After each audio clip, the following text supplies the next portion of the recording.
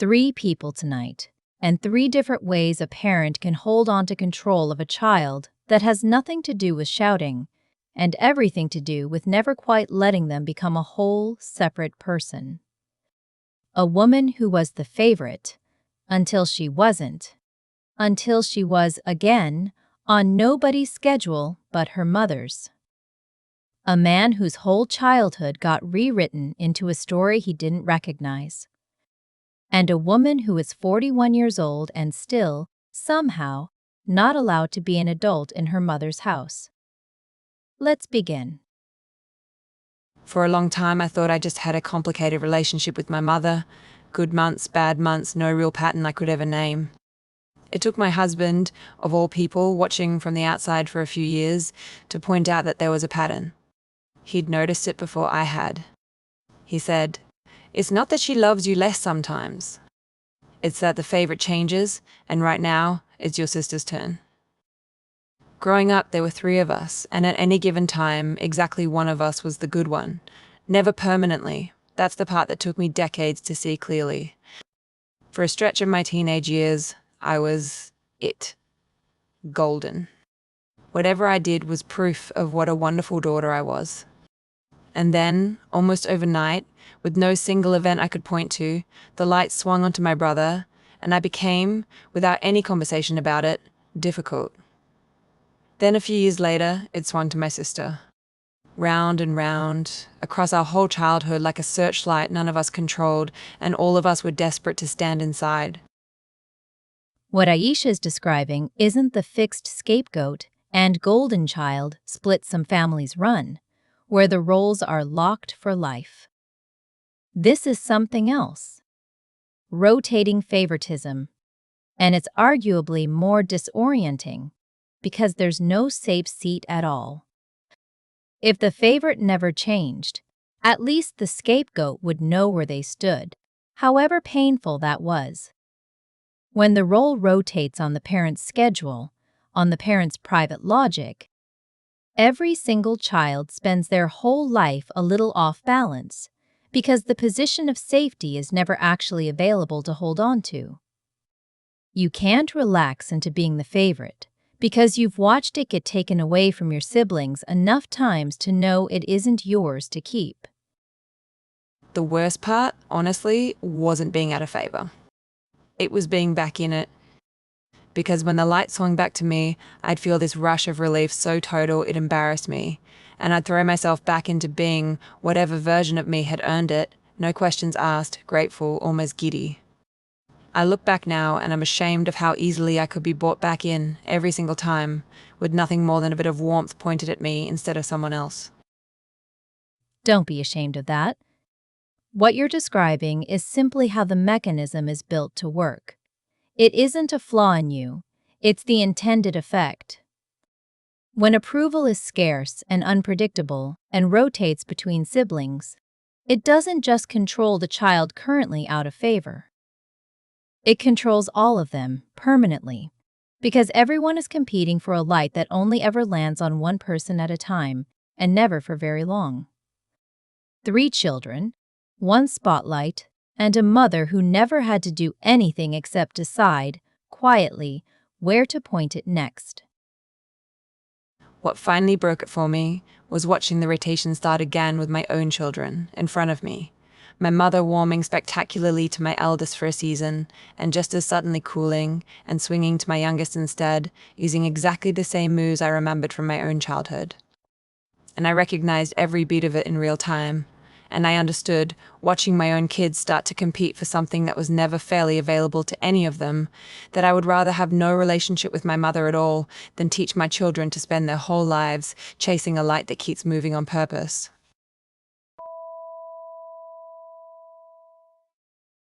My mother kept every photograph. Beautiful albums, carefully arranged, captions in her handwriting under each one, and for years I thought that made her sentimental, the family historian, the one who cared enough to preserve everything. It took me a long time to notice that the albums told a story, and the story was hers, and it was not, in any way I recognize, actually what had happened. In her version, laid out year by year in her careful handwriting, my childhood was full of togetherness and laughter, difficult moments smoothed into character-building years, entire bad stretches simply absent, as if they'd never happened, replaced by whichever photograph best supported the story she was telling. There's a photo of me at 11, smiling at a birthday party, captioned, "Such a happy boy, always so easy." I remember that exact day. It was 2 weeks after the worst fight I can remember from my childhood, and I was smiling in that photograph because I'd learned, very young, that smiling was the price of being left alone for the rest of the afternoon. This is a form of control that's easy to miss because it looks like devotion. Curating the family record so thoroughly that the official version simply overwrites what actually happened. It's a step beyond gaslighting a single conversation. This is building a whole archive in advance, so that if a child ever tries to say, "That's not how it was," there's a beautifully assembled photo album sitting on the shelf that says otherwise. The historian isn't preserving memory. He is replacing it. It became impossible to ignore at my own father's funeral, of all places. My mother stood up and gave a eulogy about our happy family and what a joyful home we always had, and I sat in the front row and felt the specific vertigo of hearing my own childhood described by someone who was in the room for all of it and remembered none of it the way I did. Afterwards, an aunt actually thanked me for such a lovely tribute to how you all grew up. And I just said thank you because what was I going to do, correct my mother's eulogy for my own father at his funeral? That's exactly how this kind of control survives. It doesn't just shape what the child believes, it shapes what everyone around the family believes, so that by the time the child is old enough to push back, there's an entire audience already convinced of the official version, primed to see any correction as the child being difficult or ungrateful or unwell. Liam wasn't just fighting his own memory. He was fighting a beautifully bound, extensively distributed alternative. 1. What I started doing, slowly, is writing my own version down. Not to show anyone, not as evidence for an argument I'll probably never win. Just so one true, unshared copy exists somewhere, written by the person who actually lived it. I'm not trying to replace her album. I've just finally understood that I'm allowed to keep one of my own, even if it never leaves a drawer, even if no one else ever reads it. My memory doesn't need her permission to be the real one anymore.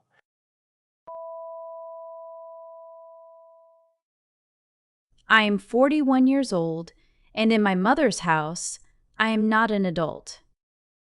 I want to say that as plainly as I can because it took me years to say it, that clearly even to myself. It's not that she disapproves of my choices. It's that in her house, in her presence, my choices simply don't count as choices at all. They're treated as a phase I'm going through, something to be gently corrected, the way you'd redirect a toddler heading for a hot stove.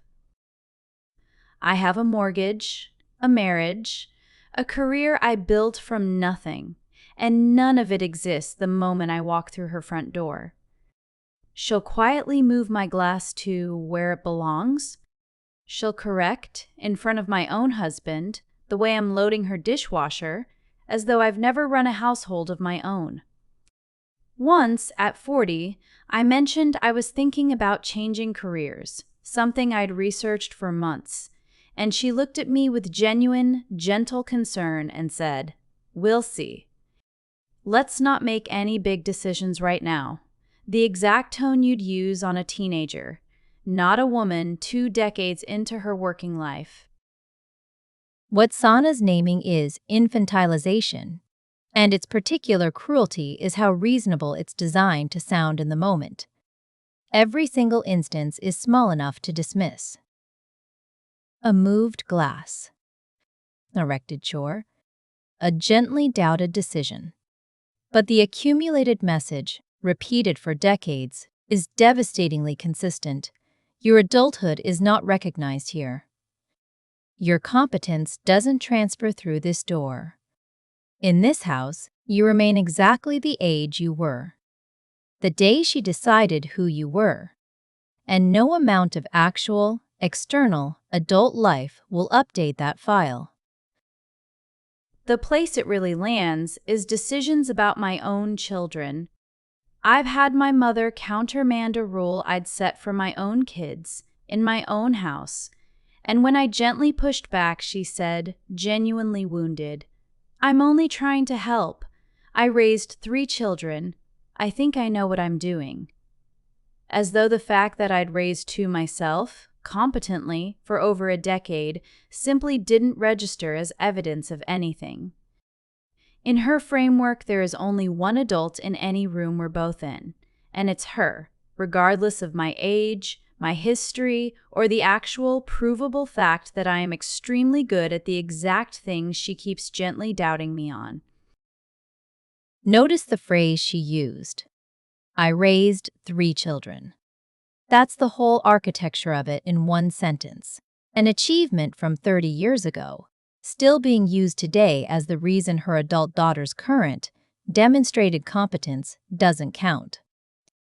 Infantilizing parents often aren't cruel in the way people picture cruelty.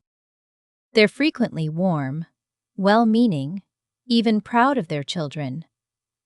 Right up until that child's actual adult judgment conflicts with the version of them the parent has frozen in amber.